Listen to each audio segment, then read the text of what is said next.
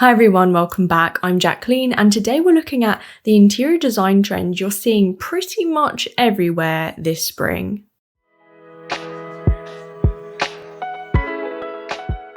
Hi guys, I hope you're doing well. Today I wanted to do a deep dive into a particular design style that you've probably spotted on your social media recently. First off, I just want to say sorry there hasn't been a video for a while. I basically hurt my knee at the gym a while ago and I could barely use my left leg, and then the week after all of that I actually got food poisoning from eating a mango, so fun for me.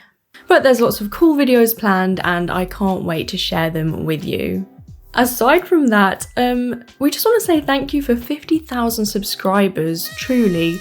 The fact that 50,000 of you out there actually individually pressed the subscribe button is wild to me, so thank you so much. We read all of your comments and your likes, follows on Instagram, and support just means so much to us because, believe me, so much work goes into these videos behind the scenes, so I'm sending my love to each and every one of you. Or you may be thinking, I'm new to this channel. Who the hell are you? And welcome if you are new. We talk about interior design, home decor, art, graphic design, and even architecture. So if any of those things interest you, feel free to stick around. Okay, so recently I saw this design style keep cropping up, particularly on our Pinterest page, and I thought, okay, what is this style? It must have a name because I keep seeing it over and over again. And let's face it, it's pretty distinctive and unforgettable. After some research, I did in fact find the name, and it's called the Danish Pastel style, or as Gen Z loves saying so much, aesthetic. The Danish Pastel aesthetic. No, you're not mistaken, Gen Z have created another trend that we did not ask for nor need, but as usual, you better believe I'm going to talk about it. Mainly because I do think it's a pretty design style for the spring season, and it's perfect for those of you who love colourful interiors or just those of you who are looking to springify your home for the season. So what actually is it? It essentially combines sleek Scandinavian furniture and design with cutesy pastels to create a light and airy, cozy atmosphere. It's not necessarily maximalist, but Gen Z have taken bright colours to juxtapose a minimal landscape. The design adds a playful, fun twist to traditional Scandi design.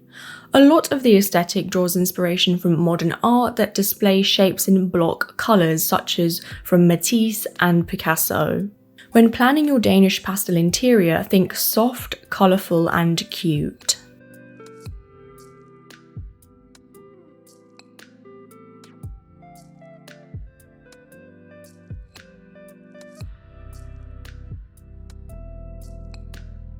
I've also seen this style translate in high street stores in fashion.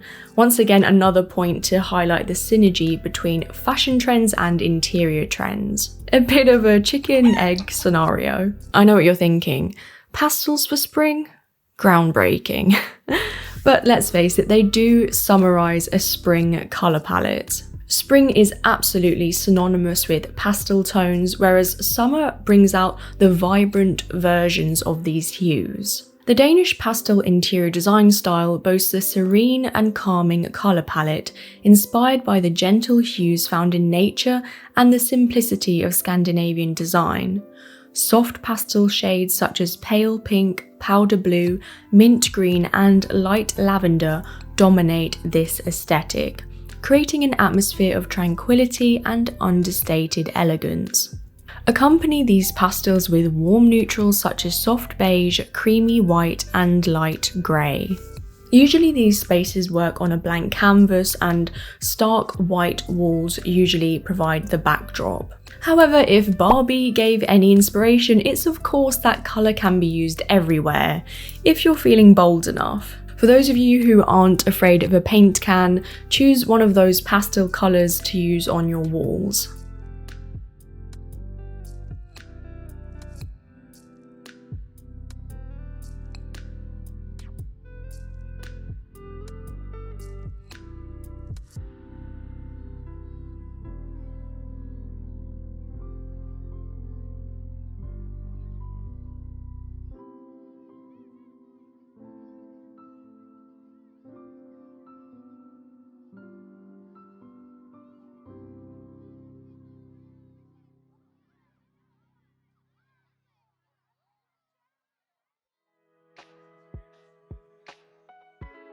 The textures that lay the foundation of this interior are almost always basic, and I don't mean that to sound harsh, it's just usually white walls and oak flooring. However, that being said, this style doesn't spare any pattern when it comes to textiles. Rugs, cushions, bedding, kitchen towels and throws, really any fabric, will showcase a striking pattern. Patterns that accompany this interior are checks, hearts, wavy shapes, flowers, argyle, squiggly lines, checkers and stars, so take your pick. Even better if there is a mixture of all of these within the space.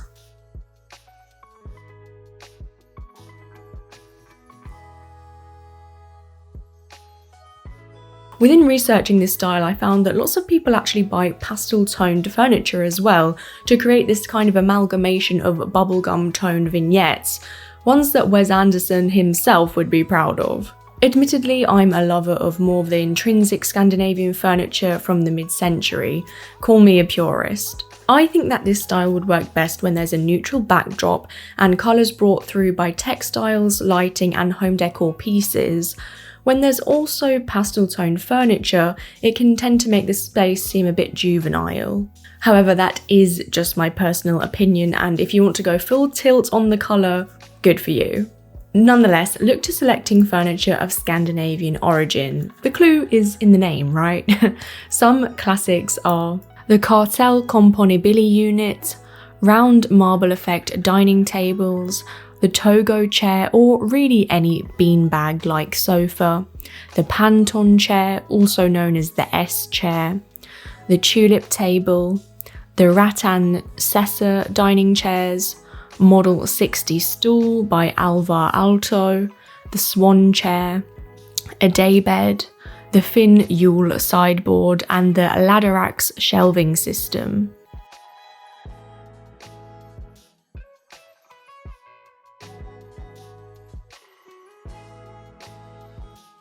Now, I did drop some of the original designers in there, but honestly the designs are so popular, you usually find them at this small furniture boutique you may have heard of.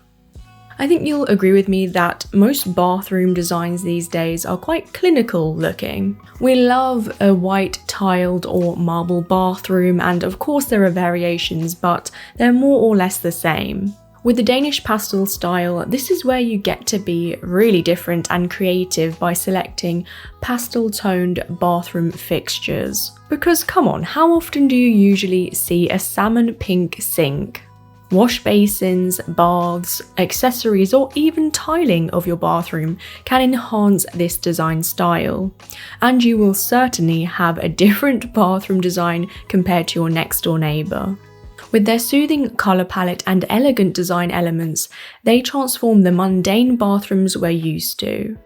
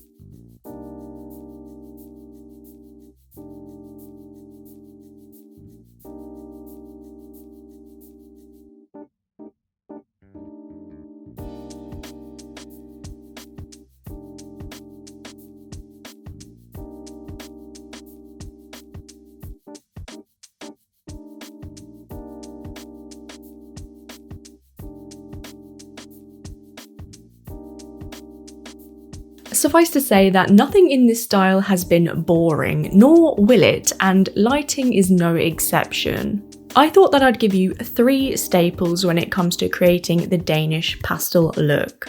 The Bonbon light by Helle Mardahl, the Murano mushroom table lamps, and literally any pendant light by Louis Poulsen. That gives you a good basis to find lighting that's similar to these classic styles. It's important that the lighting remains bubbly, sweet and fun. And I think that the bonbon light is aptly named because I do indeed want to eat it.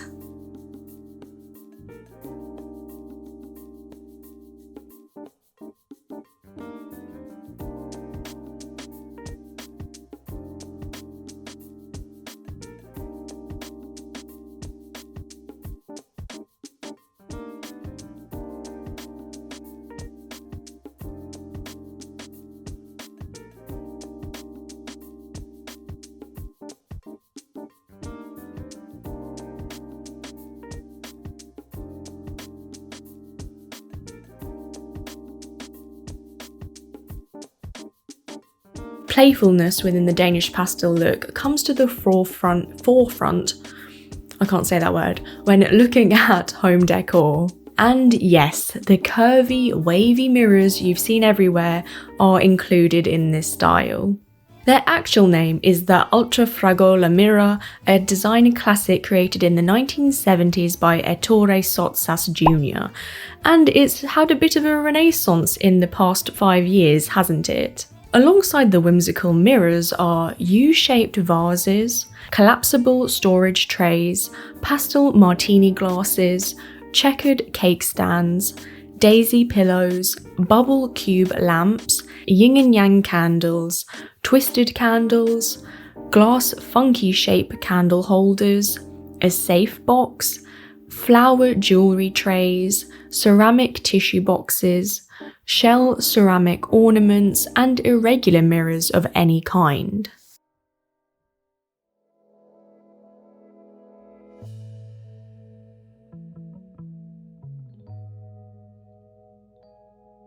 Outside of those things, if I was to recommend one piece of home decor that is a must for this style, it's the Alvar Aalto vases. They're Scandinavian, quirky, irregular in shape, and they come in an array of colours.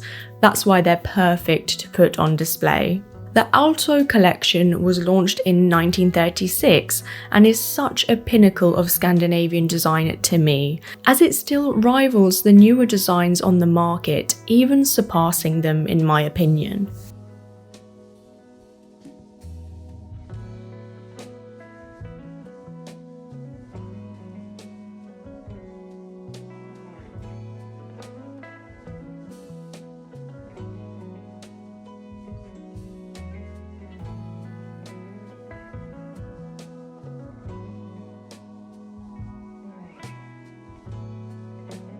The Swan Chair by Arne Jacobsen was, or still is, a pillar of Scandinavian design, and to me it kind of resembles a tulip.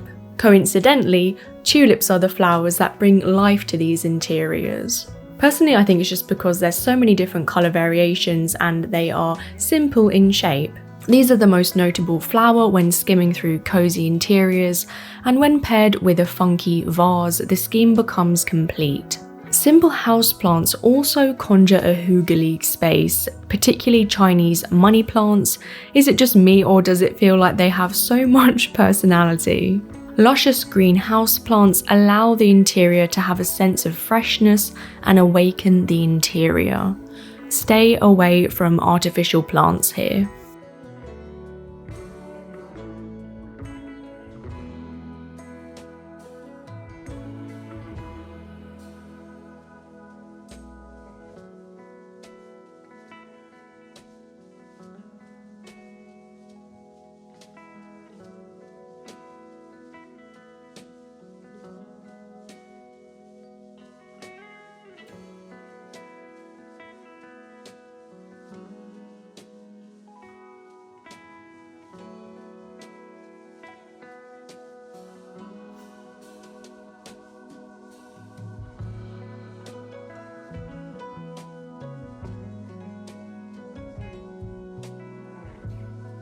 Now, I don't know if you're fans of gallery walls. I don't mind them. I think that they work well in most spaces, and that's good because with this style they almost always feature.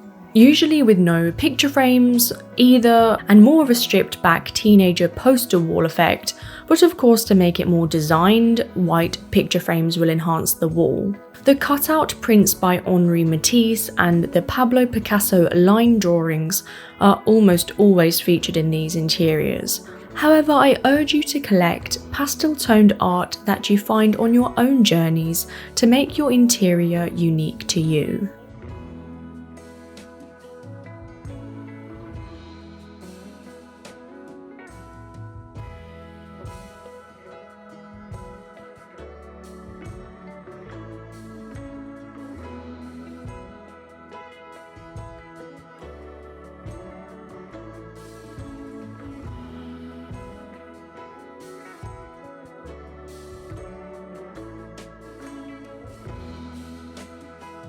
In these design guides, we always recommend some books to display, and some of my favourites are the Assouline Destination collection, and to be honest, I talk about them in almost every video.